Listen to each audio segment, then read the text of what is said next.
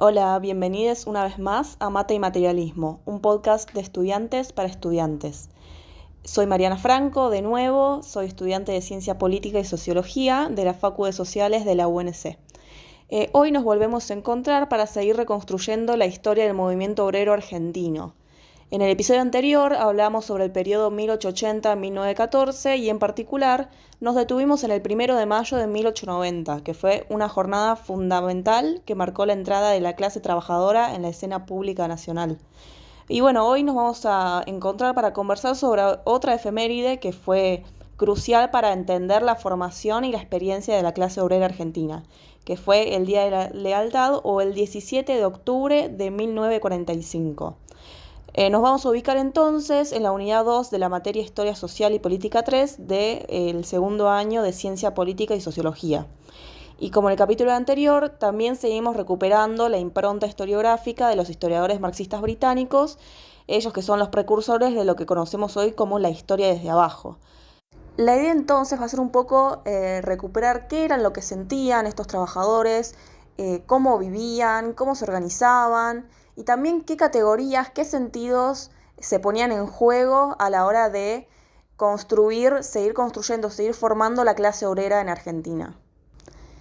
Pero bien, antes que nada tenemos que hacer una parada clave, ¿no? Que es el contexto. Si en el periodo anterior vimos que este se caracterizaba por la construcción de un orden oligárquico, del desarrollo del modelo agroexportador y también las consecuencias sociales de la modernización, en este tramo que vamos a ver hoy, que va de 1930 a 1955, va a estar marcado por otros procesos muy distintos.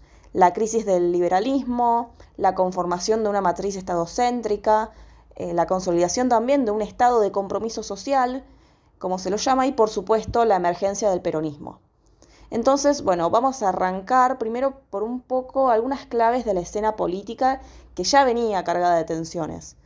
Para Luciano de Privitelio, 1930 fue un año que irrumpió con fuerza en la historia argentina, que fue un punto de quiebre básicamente, y lo hace principalmente por dos razones.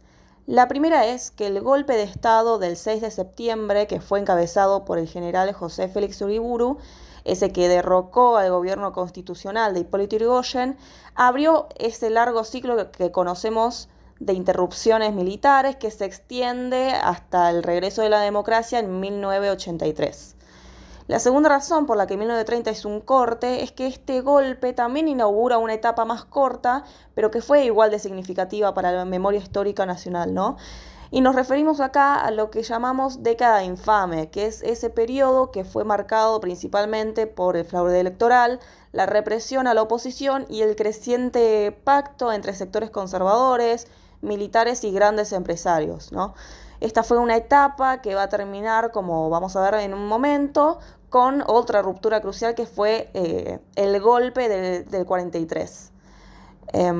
Bueno, con todo esto también tengamos en cuenta el telón de fondo, que es que el capitalismo que se había ido conformando en la etapa anterior ya estaba tambaleando con la crisis de 1929. Ahora bien, sin obviar los grandes efectos que tuvo esta crisis, que los vamos a ver en un momento, lo que a De Privitelio le interesa resaltar es que más allá del contexto externo, las razones que hacen al año 1930 como un verdadero corte histórico fueron más que nada de naturaleza doméstica. Ahí podemos traer otro autor clave para pensar en este momento, que es Tulio Alperín Dongui, y él lo que propone es una mirada que nos ayuda a trazar un arco más amplio, ¿no? Para él, el periodo que se abre en 1912 con la ley Sáenz Peña y que culmina luego en 1930 con el golpe de Uriburu, se va a llamar la República Verdadera. Tulio ahí lo que considera es que por primera vez la Argentina alcanzó un funcionamiento electoral más o menos democrático o al menos uno de los más representativos de las crecientes complejidades sociales. El problema es que este ensayo democrático, terminó abruptamente con el golpe y a partir de entonces entramos en lo que él denomina la República Imposible, que es un sistema político que seguía sosteniendo las formas republicanas, pero que estaba completamente vaciado por el fraude, la represión y el bloqueo legislativo.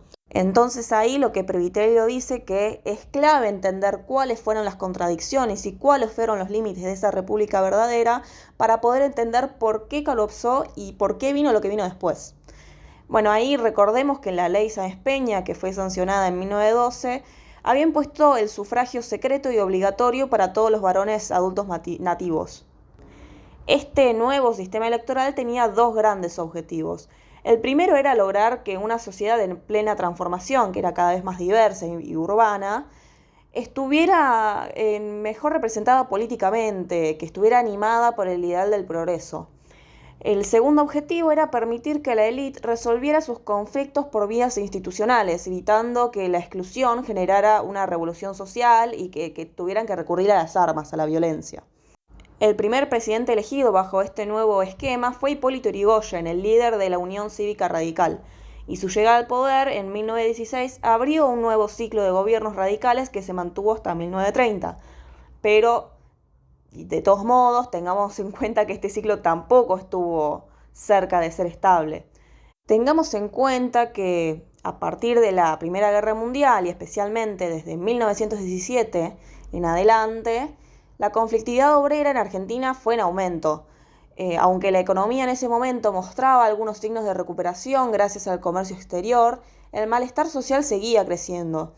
También sabemos que el 1917 fue un año clave por el estallido de la Revolución Rusa, que no solo desató una ola de pánico en las élites de nuestro país, sino que en todo el mundo. Ese pánico en nuestro país lo podemos ver en la creación de la Liga Patriótica Argentina, que fue un grupo formado por jóvenes de las familias de bien, de la gente decente, ¿no? Que decidieron armarse en defensa del orden y de los valores nacionales.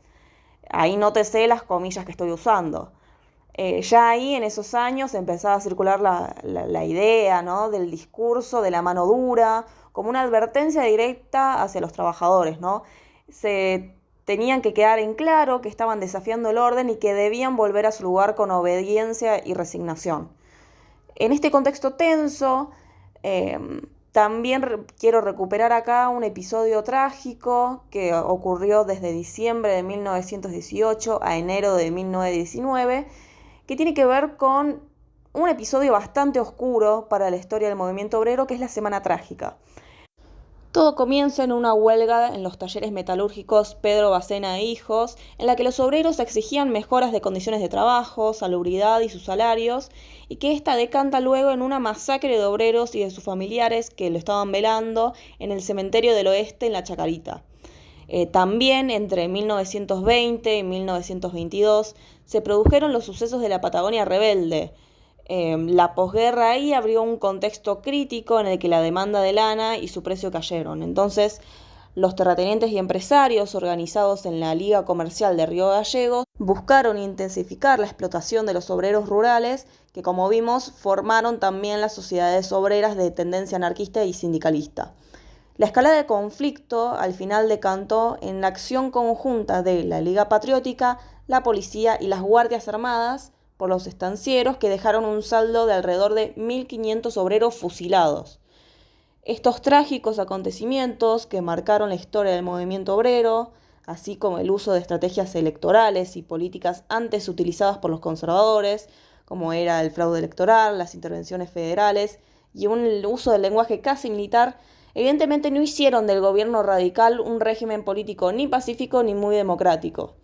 Después, con la heterogénea oposición interna a Irigoyen, en la que nace la USR antipersonalista, y también la extraña parálisis en la que el Congreso se vio atrapado por la insuficiencia de consensos, se fue gestando ahí una crisis de gobierno. Así, al promediar 1930, la alternativa golpista básicamente se activó, aunque no estaba tan organizada. Pero vamos a ver que a partir de este momento el actor militar va a empezar a ocupar un lugar central en la política argentina del siglo XX en adelante. Sin embargo, como vamos a ver, este actor ni en ese momento ni en los golpes que siguieron fue un actor homogéneo. En este primer gobierno de facto ya se manifestaban tensiones internas fuertes. Por un lado, la línea de Uriburu entendía que la revolución había sido obra del ejército. Debía ser el inicio de un cambio sustancial del régimen político, que estaba encarnado en una reforma constitucional que terminaría con las instituciones liberal democráticas y que terminaría por imponer otras de inspiración nacionalista, corporativista y elitista. Sin embargo, esta no era la opinión de la mayoría. En realidad, los que habían respaldado el golpe, incluidos los partidos y los grandes medios de comunicación de opinión pública, era distinta. Ellos estaban identificados con el ex ministro de Guerra del presidente radical Marcelo Torcuato de Alvear, que era Agustín Pedro Justo. Estos entendieron que se trataba de una revolución republicana en realidad. Esto significaba reconocer su origen civil, que en todo caso fue apoyado por los militares, y que el objetivo no era un cambio rotundo en las estructuras, sino simplemente la restauración de un régimen democrático e institucional que estaría siendo violado por un déspota, básicamente. Además, la figura de Justo, hay que decirlo, era mucho más respetada por su grado de formación intelectual y el pragmatismo, algo que la copia barata de Mussolini que intentó Uriburu nunca pudo superar. Bueno, una vez ya entendidas algunas claves para comprender el plano político de este contexto, ahora quiero que hablemos un poco del contexto económico, que estuvo marcado sobre todo por la Gran Depresión y en consecuencia la crisis del modelo agroexportador. Y ahí me voy a servir de algunos de los aportes de Claudio Bellini y de Juan Carlos Corol. El año 1930, o más precisamente el 29, fue también un corte histórico crucial en términos económicos y sociales. Como sabemos, el capitalismo se caracteriza por sus crisis cíclicas. Sin embargo, la Gran Depresión no fue una del montón. Esta estuvo originada por el crack de la bolsa de Nueva York y tuvo efectos devastadores que se transmitieron a la economía mundial hasta el año 1933. En Argentina, en ese entonces, que era una economía exportadora de materias primas, sufrió la caída de los precios mundiales. De todos modos, no podemos obviar que el hecho de proveer una gran variedad de productos, en especial alimentos de difícil sustitución, nos permitió zafar un poco del derrumbe abrupto de los volúmenes que sufrieron otras economías exportadoras, así como la contracción del PBI. En esta situación, la política ortodoxa de Uriburu buscó reequilibrar las cuentas públicas como mecanismo para mejorar el clima de los negocios. Y sabemos lo que eso significa, ¿no? La rebaja en los sueldos y los salarios de la administración pública, la reforma del presupuesto estatal, la paralización de las obras públicas, el aumento de los aranceles e impuestos internos y con todo la continuación de los pagos de intereses de la deuda externa para poder asegurar que el país siga teniendo cierto prestigio y siga teniendo acceso al mercado internacional de capitales. Sin embargo, esto no fue suficiente para la recuperación económica. A una nueva política impositiva e importantes cambios en términos monetarios, como la creación del Banco Central, el ministro de Economía, Pinedo, creó una veintena de agencias estatales destinadas a regular los rubros de la producción. Entre ellas podemos destacar la Junta Reguladora de Granos, la de la industria lechera, la de la producción y el comercio de yerba mate y la del algodón. Ahora bien, un cambio importante que se produjo en este periodo fue el fin de la era del libre comercio internacional que había comenzado a mediados del siglo XIX. Si la Primera Guerra Mundial ya había trastocado los acuerdos multilaterales y el patrón oro, la crisis del 29 marcó el punto de no retorno, porque con la proliferación de las barreras proteccionistas en todo el mundo, el flujo de capitales cesó y ahí ya los precios internacionales cayeron y las economías internas se vieron obligadas a aislarse. La Argentina no fue una excepción. Con el abandono del patrón oro y la devaluación monetaria, el comercio internacional pasó a basarse en acuerdos bilaterales. Aunque el volumen de las exportaciones no se desplomó, tengamos en cuenta que entre 1930 y 1940 su valor sí cayó un 50% respecto al periodo 1925-1929. Este fenómeno, al cual referimos cuando hablamos del deterioro de los términos del intercambio, afectó tanto al valor de las importaciones como a su volumen, que éstas disminuyeron un 53% y un 25% respectivamente. Pero entre tantas cifras macroeconómicas, ¿qué pasó realmente con los sectores productivos y los trabajadores? La crisis de 29 marcó el comienzo de una etapa de grandes dificultades para el agro pampeano, por ejemplo. La caída de los precios internacionales afectó especialmente al sector primario exportador, que vivió una crisis de sobreproducción y es con ello, la quiebra de miles de productores y una gran migración de la población rural hacia las ciudades. Si bien las dificultades aumentaron durante la Segunda Guerra Mundial, los efectos de la crisis del 30 ya se sentían profundamente. Ya en 1942, bajo el gobierno de Ramón Castillo, comenzó a verse una intervención más creciente del Estado en la economía, que se vio en la promulgación de una ley de ajuste de arrendamientos, en la rebaja de los alquileres y también porque se sentaron las bases de lo que sería una de las instituciones más emblemáticas del peronismo, que fue el Instituto Argentino de Promoción de Intercambio o el IAPI. Luego Belín y Corol son contundentes al señalar que la crisis del 30 golpeó duramente las economías regionales, especialmente aquellas que gracias a la producción aduanera habían conocido una prosperidad significativa antes de 1914. También un aspecto que en este contexto marcó un giro en la economía argentina fue un cambio fundamental en la estructura económica que fue el ascenso de la industria.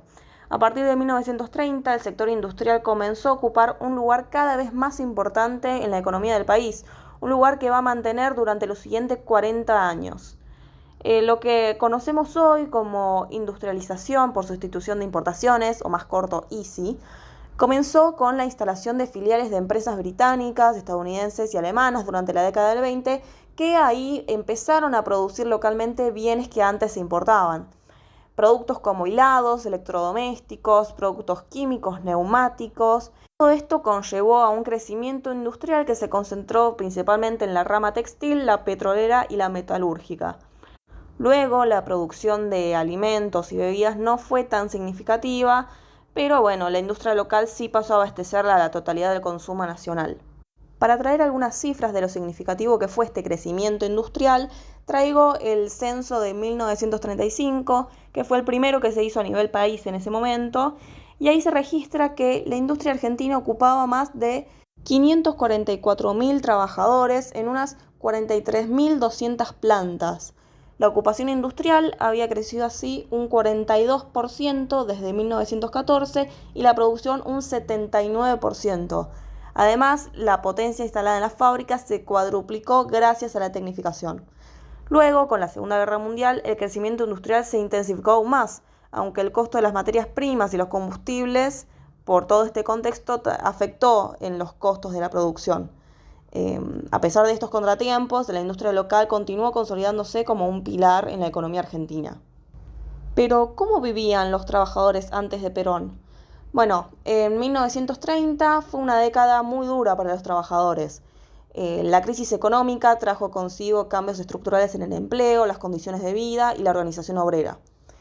Por empezar, la desocupación alcanzó niveles alarmantes, con un 7% de la población económicamente activa que en 1932, según algunas fuentes, probablemente haya crecido un 15% en el pico de la crisis. Este aumento en la desocupación generó una migración masiva hacia las ciudades y con ello también nacieron las primeras villas miseria. La mayoría de los desocupados eran hombres, ya que el 44% provenían del campo, sin oficio ni trabajo estable, y el resto eran obreros y empleados del sector terciario e industrial. Luego, las condiciones de vida siguieron siendo precarias para los trabajadores. Los salarios no llegaban a cubrir los gastos en alimentación, alojamiento, vestimenta y otros gastos de una familia obrera porteña. Imagínate que para 1937 los dos primeros rubros, o sea, la alimentación y el alojamiento, representaban el 77% de los ingresos. Y fíjate qué actualidad que tiene este problema hoy, ¿no? Pero bueno, la insuficiencia salarial impulsó también a las mujeres al mercado laboral como empleadas de la nueva industria y también se generó una temprana incorporación de menores. Si bien los salarios pagados en ambos sectores eran considerablemente más bajos que el de los varones adultos, de todos modos este sí era un aporte importante para la economía familiar.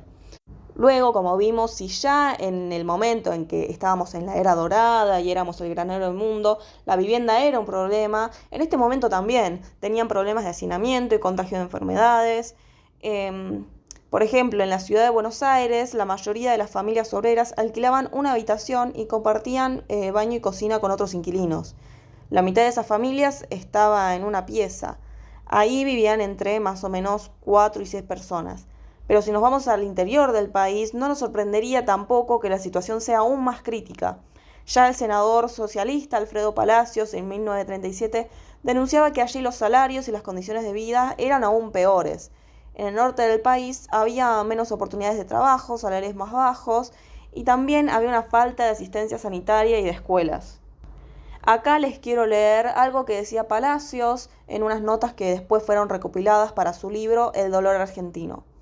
Y dice: el estado sanitario es deplorable en las viviendas de los pobres. Una ausencia total de higiene he podido observar en los barrios que están en las puertas mismas de la ciudad de Santiago del Estero y que están en toda la campaña de la provincia.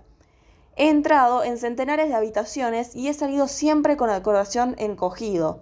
Familias de 6, 8 y hasta 10 personas viven hacinadas en ranchos sin puertas ni ventanas, de 3 metros por cuadrados, construidos con quinchas, latas, palos, lonas, y que tienen piso de tierra y techo cubierto de ramas, verdaderos focos de infección donde en un ambiente de abandono moral azotan todos los vicios y la miseria. Allí me sentía abatido frente a mis pequeños compatriotas descalzos, andrajosos y débiles. Allí comprobé que el alimento de todo el día era, con muy pocas contadas excepciones, mate cocido, mazamorra sin leche y locro sin carne. El médico que me acompañaba, profesor Santiago Nudelman, argentino, nacido en Santiago del Estero, ha examinado en mi presencia a más de 150 niños de esa provincia, comprobando en casi totalidad o la debilidad constitucional, atrofia, dismorfia u organización desarmónica o el hábito pretuberculoso. Luego, si nos vamos a las condiciones laborales, los empleados la fijaban sin mayor límite que algunas leyes laborales, pero que el derecho de los patrones a despedir al personal sin indemnización ni advertencia siguió siendo la regla.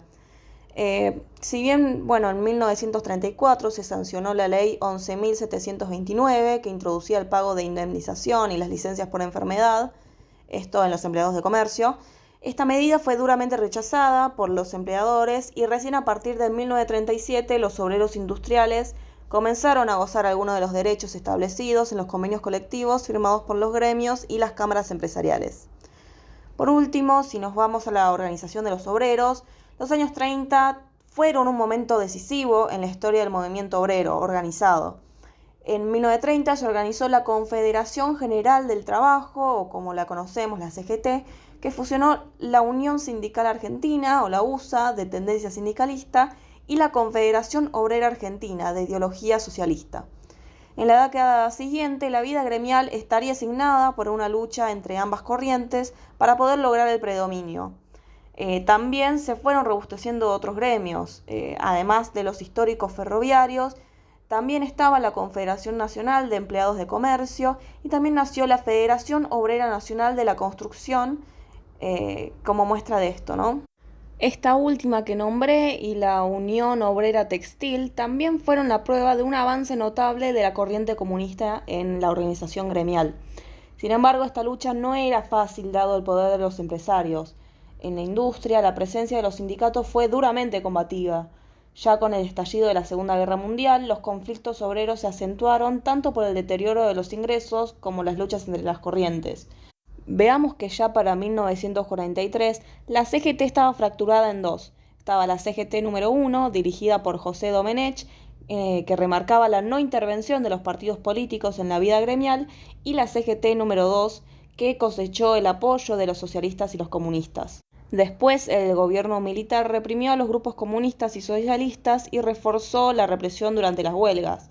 A finales de 1943, esta estrategia y la relación con los dirigentes fue cambiando y ahora vamos a ver por qué.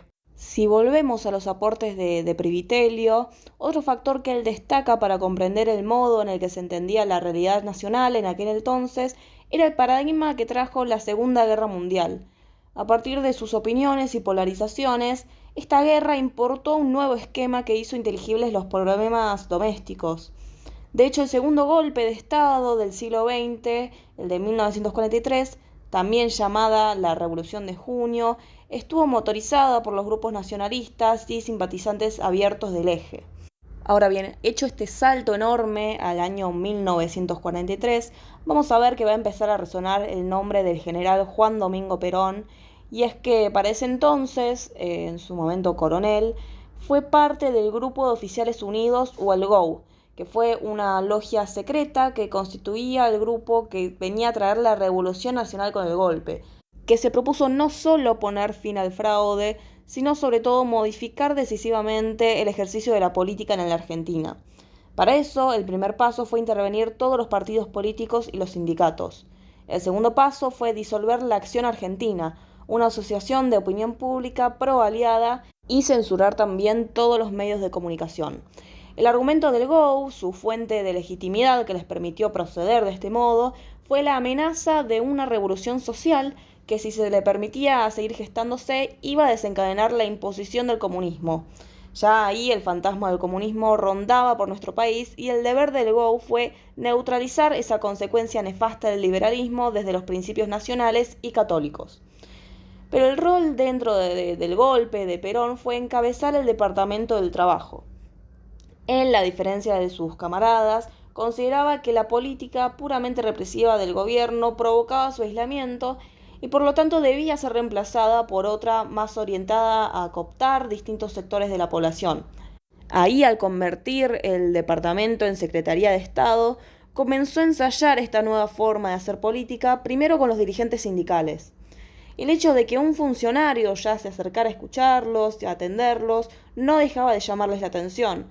Y ya cuando en 1944 sumó a su cargo el de vicepresidente, estos contactos con los dirigentes sindicales comenzaron a estar acompañados por medidas concretas en favor de los trabajadores organizados.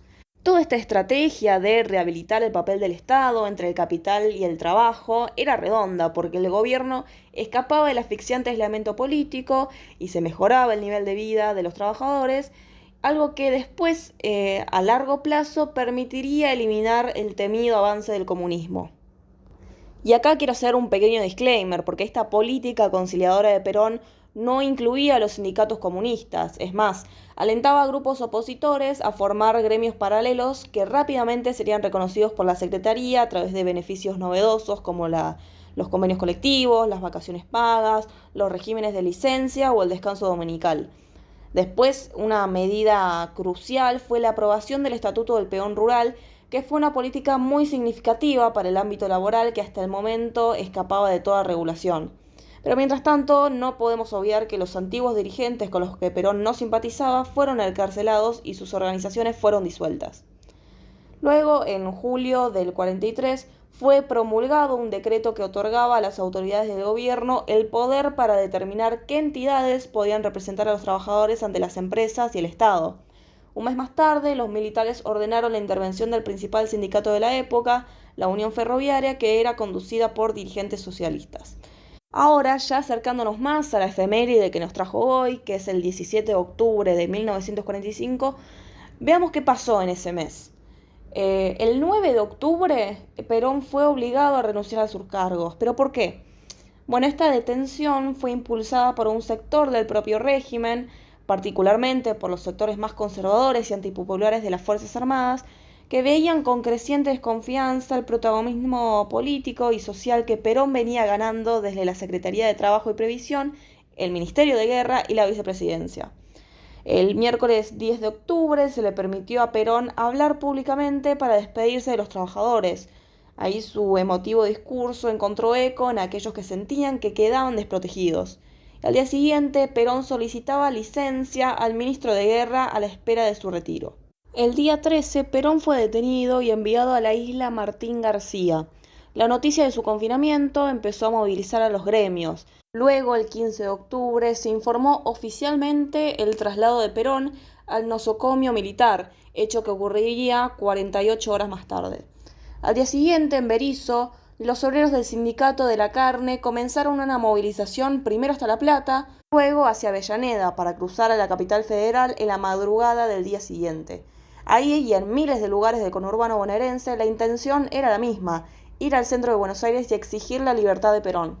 El miércoles 17 de octubre, a las 2 de la madrugada, Perón fue llevado al 11º piso del Hospital Militar. Todos los dirigentes gremiales de los diferentes sindicatos reunidos para la ocasión, luego de una ardua discusión, hay que decirlo, aprobaron la huelga general en apoyo a Perón para el 18 de octubre. Sin embargo, las masas, pensando sobre sus dirigentes, comenzaron a movilizarse inmediatamente, y ahí el centro de Buenos Aires se vio invadido por una multitud entusiasta y a su vez firme en su reclamo.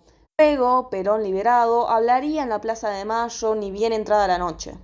Toda esta sucesión de hechos en poco tiempo, de todos modos quiero que nos detengamos un poco en cuál era el estado de situación de la organización de los trabajadores para el momento del golpe y después. Para Louis Doyon, al momento en el que se produjo la Revolución de Junio, no se podía hablar precisamente de los trabajadores como un sector social organizado a nivel nacional. Bien, ya en el capítulo anterior estuvimos conversando sobre la inserción de los gremios en el sector de transportes y servicios, como fruto de una labor perseverante durante los años 20, y también hablamos sobre su culminación en un gremialismo reformista y negociador dirigido por los socialistas y, por otro lado, los sindicalistas. Lo cierto es que solo el 20% de los trabajadores del país estaba organizado. Tampoco le parece a Doyon que podamos hablar de un sindicalismo unificado, porque como venimos viendo, los conflictos entre los socialistas, comunistas y anarquistas habían conducido a la formación de centrales sindicales rivales. Pero si ya era evidente la heterogeneidad al interior del gremialismo, ni hablar si tomamos a la totalidad de los trabajadores, o sea, organizados y no organizados. Bueno, en realidad esto que estoy diciendo no es tan obvio como lo presento, sino que en realidad suscitó importantes debates en el campo de la historia y la sociología. Ahí me interesa recuperar algunos de los aportes de Alejandro Grimson, que nos da algunas claves para ver en qué consistió precisamente este debate. Bueno, es probable que hayan escuchado hablar de las interpretaciones sociológicas de los orígenes del peronismo de Gino Germani por un lado y de Miguel Murmis y Juan Carlos Portantiero por el otro. Mientras que el primero sostuvo que el peronismo expresó a la nueva clase obrera surgida de la inmigración interna desde las provincias tradicionales de la década anterior a 1945, los segundos sostuvieron que, por el contrario, el peronismo debía ser explicado por la homogeneidad de la clase obrera como fuerza de trabajo explotada, en un momento en el que culmina un largo ciclo de acumulación sin distribución. Posiblemente entendemos la clase trabajadora argentina puede ser concebida como más homogénea que otras. Sin embargo, acá resulta complicado plantear una noción indefinida de homogeneidad. Se trata esta de una homogeneidad racial, blanca, mestiza o de cabecitas negras. ¿Es una homogeneidad étnica italiana, española, quechua, guaraní o es una mezcla? ¿Es una homogeneidad económica o qué es? Bueno, acá Grimson marca que hay un supuesto teórico bastante explícito que por lo menos comparten tanto Germani como Murmis y Portantiero. Y es que una clase estructuralmente más homogénea, sea por condiciones de trabajo, de explotación o de producción, tenderá a una mayor homogeneidad política. Pero acá, de la mano de Grimson, queremos discutir este propuesto, porque en realidad la unificación política de la clase obrera en 1945 se produjo en un contexto de alta heterogeneidad. El temor ante la ofensiva de los sectores patronales parece haber cumplido un papel clave en los acontecimientos que produjeron esta unificación identitaria de la clase obrera. En realidad, si hay algo que llama la atención sobre lo que pasó en 1945, es que esta homogeneización política se generó a pesar de la heterogeneidad económica, laboral, la fenotípica, la étnica de la clase obrera. Ahora, para poder comprender las dinámicas de los conflictos de categorización y significación, tenemos que referir brevemente a las características de los trabajadores hacia 1945. En ese momento había muchas diferencias en los ingresos, muchas veces ligadas a diferencias de calificación, pero que también tenían que ver con la diversidad territorial, que, bueno, esta era muy relevante en el país, además de las diferencias étnicas, los rasgos fenotípicos y también distintos modos de significarlos, también la desigualdad de género, las diferencias de edad, niveles de sindicalización y la tradición sindical, bueno, son muchos factores. Sobre este tema, y para seguir reforzando la tesis de la heterogeneidad, vuelvo a traer a Mirta Saida Lobato, a quien ya cité en el capítulo anterior, y ver lo que ella dice sobre el Gran Buenos Aires. La cito. Los establecimientos fabriles eran como un mosaico de las diversas culturas provinciales, en especial del centro y norte del país.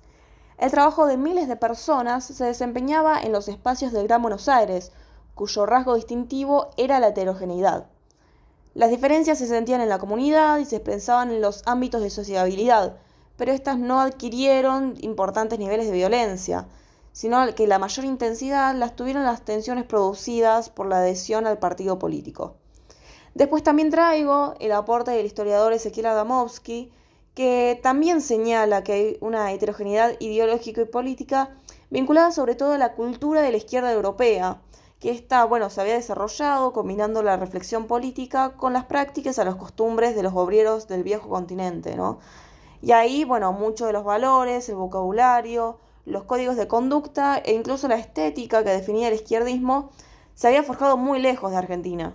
Y entonces acá vale preguntarse cómo es posible que en este panorama tan complejo haya surgido una identificación política tan unificada.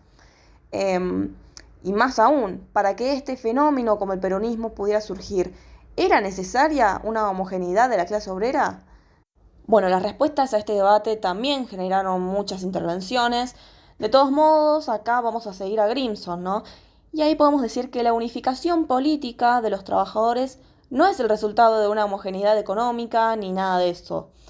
Más bien se generó en circunstancias de intensa heterogeneidad en todos los aspectos.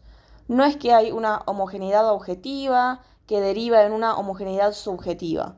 La unificación identitaria no fue solo el resultado de la acción de Perón y el Estado, sino sobre todo fue el resultado de una ofensiva unificada que amenazaba todos sus logros.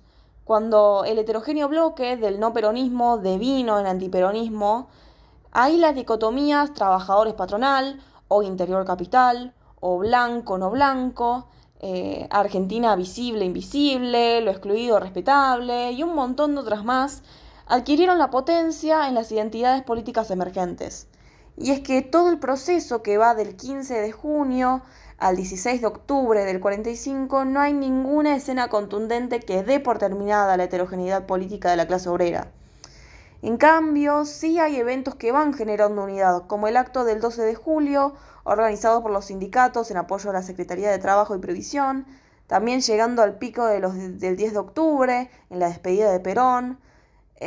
No hay una unificación de la clase obrera previa al 17 de octubre, ¿no? Eso es obvio porque la CGT declara la huelga general para el 18 y sin mencionar a Perón. Y más todavía, esta unificación tampoco culmina el 18 de octubre, sino que sigue su proceso de construcción, de formación en otras temporalidades, ¿no? Y que tienen un momento también crucial en las elecciones del 24 de febrero de 1946, fecha en la que asume formalmente y democráticamente el presidente Juan Domingo Perón. Pero me parece importante para mirar más de cerca lo ocurrido en esta gran efeméride es ver quiénes eran los trabajadores que se movilizaron en las calles de Buenos Aires ese 17 de octubre, ¿no? Y también cómo fueron percibidos. En la ciudad que se concebía como blanca, europea, sin indios, ni mulatos, ni negros, esta irrupción de las masas de los trabajadores fue vivida como la abrumadora aluvión zoológico, como habrán escuchado, ¿no? A la sociedad establecida le produjo escalofrío sentir que venía gente incluso de otro país o de otro idioma, vistiendo trajes exóticos, a invadir la ciudad. Para expresar toda esta angustia, se utilizaron distintas palabras para nombrar a los trabajadores que llegaban a la ciudad, que eran hordas, turbas, masas, malón, la chusma, descamisados, negros, justo estos dos términos son los que fueron más utilizados, ¿no? Con la cuestión de los descamisados, este término fue utilizado sobre la base de la vestimenta, esta que producía una identificación muy clara, porque se basaba en un criterio de valor moral que tomaba uno de los signos como más evidentes del estatus de la clase trabajadora, que eran las ropas de trabajo, y a partir de ahí se la presentaba como insignia evidente, como signo de inferioridad. Pero una de las razones que va a marcar el historiador Daniel James para que el peronismo tenga semejante impacto y que pudiera atraer de esta forma a las masas fue su poder social herético, expresado, por ejemplo, en el empleo del lenguaje, porque la palabra descamisado luego fue adoptada por el peronismo. Esta fue investida por un significado simbólico para afirmar el valor de la clase trabajadora. Esta inversión fue magnificada mediante la adhesión del término ya en la retórica oficial y que fue atribuida a la figura de Eva Perón, que fue la protectora titular de aquellos. Pero después, si hubo algo que puso de manifiesto el significado social herético del peronismo en su total magnitud, fue toda esta movilización de la clase obrera. movilización que demostró la capacidad de los trabajadores para actuar en defensa de lo que consideraban sus intereses comunes, pero además representó de manera más difusa un rechazo de todas las formas aceptadas de jerarquía social y de los símbolos de autoridad.